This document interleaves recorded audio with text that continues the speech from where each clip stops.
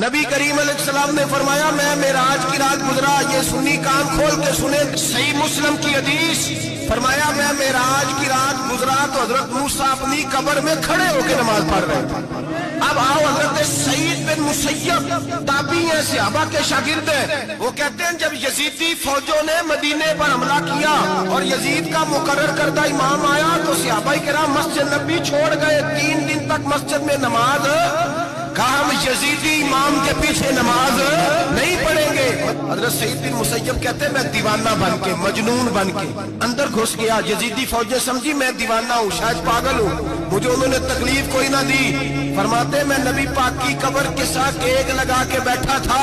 زور کا وقت ہوا تو میں رونے لگ گیا، اب میں نماز کیسے پڑھوں گا، اذان کا کیسے پتہ چلے گا؟ آپ فرماتے ہیں مجھے اللہ کی عزت کی قسم جب اذان کا وقت ہوا تو نبی پاک کی قبر سے اذان کی آواز آنے لگی۔ فرماتے جب جماعت کا وقت ہوا تو حضور کی قبر سے اقامت کی آواز آئی،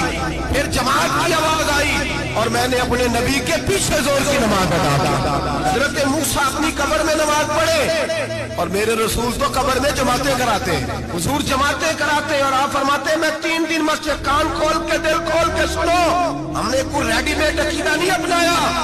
ہم کو دائیں بائیں سے پکڑ کے نہیں لے آئے کہ وہ فلاں آیا تھا بہت بڑا، اس نے جبہ کبہ پہنا تھا تو اس کے پیچھے لگ گئے۔ ہم کسی کو نہیں مانتے، ہم تو مانتے ہیں رسول اللہ کے غلاموں کو، ہم تو مانتے ہیں صحابہ کو۔ ہمیں حضرت سعید بن مسیب بتا گئے ہیں کہ جو کہے تجھ کو مردہ وہ مردہ ہے واللہ، تو زندہ ہے واللہ، تو زندہ ہے واللہ، تو زندہ ہے واللہ، میری چشم عالم سے چھپ جانے والے میرے رسول کریم صلی اللہ علیہ وسلم نے فرمایا موسیٰ اپنی قبر میں کھڑے ہو کے نماز پڑھ رہے تھے۔ حضرت موسیٰ اگر زندہ ہے تو جو موسیٰ کے بھی امام ہے۔